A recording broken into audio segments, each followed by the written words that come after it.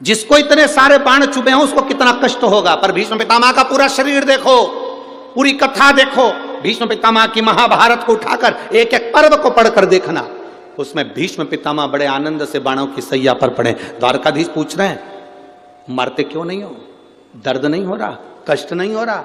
भीष्म पितामह कह रहे हैं मुझे तो लगता ही नहीं कि मैं बाणों की सैया पर हूं, मुझे तो लगता है जैसे मैं मेरी मां की गोद में सोया हुआ। एकादशी ने भीष्म पितामह को झेल कर रखा था। एकादशी शिव कथा कह रही है, कोई चिढ़ रहा है चिढ़ने दो, कोई अपशब्द कह रहा है कहने दो, कोई आड़ा टेढ़ा कह रहा है कहने दो, कोई कुछ भी बोले तुम्हें मतलब। कि जो शुक्ल पक्षी की एकादशी के दिन शास्त्र कहता है घर के बुजुर्गों को, घर के बड़ों को, जेठ जेठानी हो, सास ससुर हो, घर में जो तुम्हारी उम्र से बड़ा हो, उसको एकादशी के दिन फूल या पीली चने की दाल या पीला वस्त्र, कुछ भी पीली सामग्री आज घर के बड़ों को देना चाहिए। क्यों देना चाहिए? तो शिव महापुराण की कथा कहती है कि जो शुक्ल पक्षी की एकादशी के दिन पीली वस्तु का दान दे देता है, घर के किसी ब्राह्मण को देने नहीं जाना, किसी मंदिर में देने नहीं जाना, आपके ही घर में, आपके ही घर के बड़ों को कोई भी पीली चीज का दान कर सकते।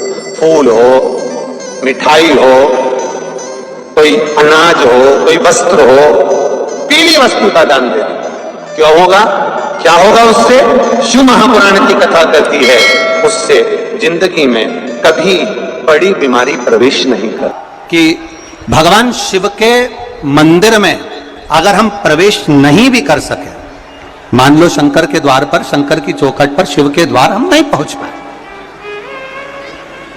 तो शिव महापुराण की कथा कहती है जो जल देवाधिदेव महादेव को समर्पित कर कर आ रहा है, जो भगवान शंकर को मात्र जल समर्पित कर कर आ रहा है या समर्पित करने जा रहा है, मात्र उस शिव भक्त का मस्तक पर त्रिपुंड लगाने वाला, तिलक लगाने वाला, गले में रुद्राक्ष धारण करने वाला या शिव जी पर एक लोटा जल चढ़ाने वाले का मात्र हम दर्शन भी कर लेते हैं तो हमारे कोटि कोटि पाप समाप्त हो जाते हैं। मात्र शिव का दर्शन कर लेते। बन सके जितना एकादशी के दिन भगवान का ओम नमो भगवते वासुदेवाय का जाप करें या अपने गुरु मंत्र का स्मरण करें, जाए जो मंत्र आपके हृदय में समाहित हो, श्री शिवाय नमस्तुभ्यम, ओम नमः शिवाय, राम कृष्ण शिव, जो मन पड़े उसका भजन करें, पर दिल से करें। जितनी देर करते बने उतना देर करो। माला पकड़ने की भी जरूरत नहीं कि माला पकड़ के बैठो, तो घटकी जिब्या से जप लो नहीं जी, वही उत्तम ही पूरा हो जाए, वही बहुत है। और शिव महापुराण की कथा कहती है,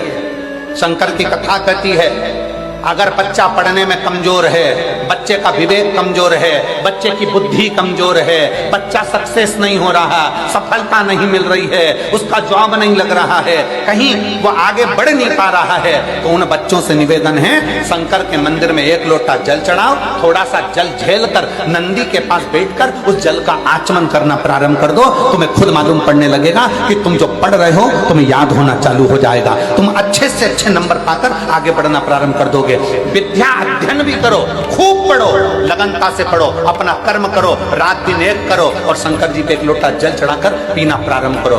जो माताएं कहती हैं मेरी याददाश्त कमजोर हो गई, मैंने सामान यहाँ रखा था भूल गई, ना जाने कैसे सामान भूल गया, ना जाने कैसे ऐसा हो गया। जो माताएं कहती हैं, भाई लोग कहते हैं हम भूल जाते हैं, याददाश्त कमजोर हो गई, 60 के ऊपर के हो गए इसलिए याददाश्त चली गई, नहीं। अगर आपकी याददाश्त जा रही है तो आप शंकर जी को एक लोटा जल चढ़ाना प्रारंभ करो, अपने घर से जल भरो, शिव के मंदिर में जाकर चढ़ाओ, उस जल को झेलो, नंदी के पास बैठकर आचमन कर लो, उसको पी लो। आपको खुद मालूम पड़ेगा 20-22 दिन में, 1 महीने में आपको अंतर दिख जाएगा कि मेरी याददाश्त अब पहले जैसी थी मजबूत, वैसी की वैसी और हो गई, अब मैं भूल नहीं रही, अब मैं भूल नहीं रहा। वैष्णव और स्मार्त में अंतर है। आप लोग कभी कैलेंडर देखे आप लोगों ने? जम के बोलो जरा। कैलेंडर आपके घर में होगा तो उसमें 2 एकादशी पड़ती है, बोलो सही है कि गलत है? एक में लिखा रहता है वैष्णव की एकादशी और दूसरी में लिखा रहता है स्मार्त, जम के बोलो जरा, स्मार्त एकादशी। अब लोगों उनको चक्कर में पड़ जाते हैं कि हम ये करें कि ये करें। अरे शिव महापुराण की कथा कहती है कि तुम्हारी मर्जी पड़े जो करो, तुम तो बड़े पर करो जरूर। हम तो यहाँ तक कहते हैं वल्लभ कुल की एकादशी करो, भले बकरी जैसे चरो पर करो, पर अपने को छोड़ना नहीं है एकादशी। भले तुम वैष्णव धर्म की कर लो चाहे स्मार्ती की कर लो, पर करो। जी ने जगन्नाथपुरी में एकादशी को उल्टा लटकाया। आप लोग गए होंगे तो देखा होगा कि जगदीश में जगन्नाथपुरी में एकादशी उल्टी लटकी।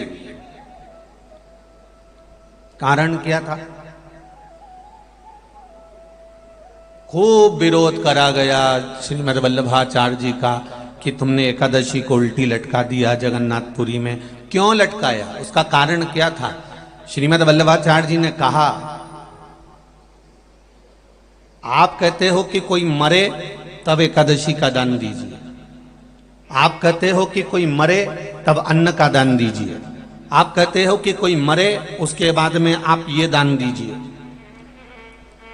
श्रीमद् वल्लभाचार्य जी ने एकादशी को उल्टा लटका कर कहा कि एकादशी का अगर दान करना है तो पहले एकादशी करो, और एकादशी करने के बाद उस एकादशी का फिर दान करो जीते जी।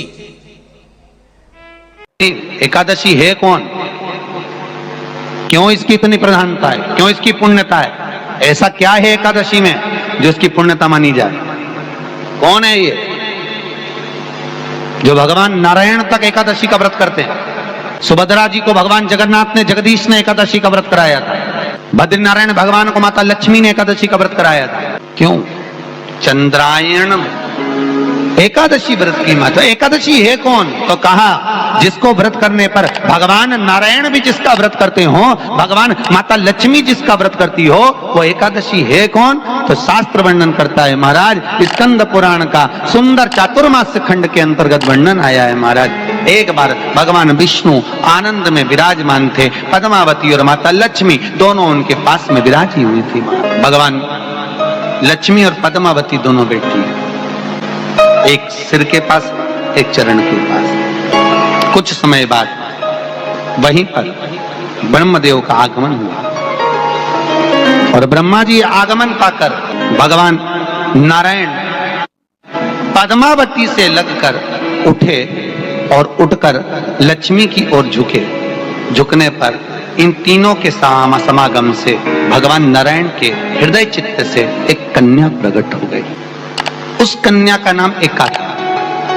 क्या नाम था? एका। अब 10 उसके गुण इतने प्रबल थे, वो 10 गुण उसके बड़े प्रबल थे कि वो एका जिसको निहारती थी उसको संपदावान बना देती थी, जिसको देख लेती थी उसके जीवन में वो आनंद की अनुभूतियां करा देती थी। एका जिस मार्ग से जाती थी उस मार्ग के द्वार खोल देती थी। एका का पुण्य इतना पुण्य प्रखर। पद्मावती और लक्ष्मी ने कहा, महाराज ये बेटी आपके द्वारा निर्मित हुई है, इसका कन्यादान करना चाहिए। हमारे यहाँ हिंदू धर्म में रीति है, जिस दिन कन्यादान करा जाता है उस दिन व्रत रखा जाता है। अब आजकल रखते कि नहीं रखते मालूम नहीं। भीष्म पितामह ने जितनी एकादशी करी शायद दुनिया में किसी ने इतनी एकादशी नहीं करी। तो भीष्म पितामह ने जो एकादशी करी उसका पुण्य भीष्म पितामह को देना। क्या करना पड़ेगा? पितामह के लिए अर्जुन से कहो बाण छोड़े, पितामह के शरीर को वो बाण छुएंगे, लगेंगे। दुनिया को लगेगा कि भीष्म पितामह बाणों की सैया पर पड़े हैं, और भीष्म पितामह बाणों की सैया पर नहीं।